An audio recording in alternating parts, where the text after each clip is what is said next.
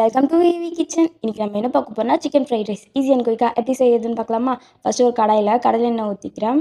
எண்ணெய் நல்லா காஞ்சதுக்கப்புறம் பிரியாணி கட் பண்ணுற மாதிரி வெங்காயத்தை கட் பண்ணி போட்டுக்கிறேன்.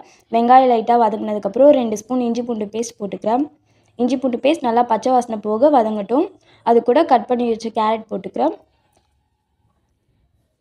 அது கூட கட் பண்ணி வச்ச பீன்ஸு, குடமிளகா, கோஸ் போட்டுக்கிறேன். இப்போது நல்லா மிக்ஸ் பண்ணி விட்டுக்கிறேன்.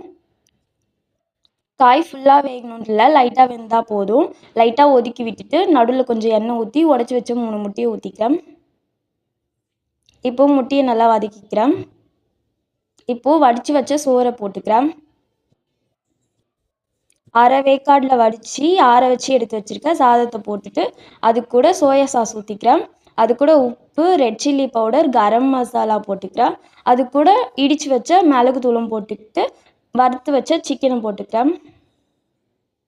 இப்போது அஜினமோட்டோ போட்டுக்கிறேன். இது ஆப்ஷனல் தான்.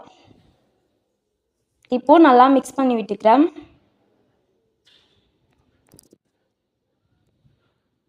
மேலே கறி லீஃப் போட்டுக்கிறேன்.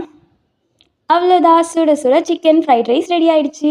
நீங்களும் ட்ரை பண்ணி பார்த்துட்டு எப்படி இருக்குன்னு கமெண்ட்டில் சொல்லுங்கள். பிடிச்சவங்களுக்கு ஷேர் பண்ணுங்கள். மறக்காம விவி கிச்சனை சப்ஸ்கிரைப் பண்ணுங்கள்.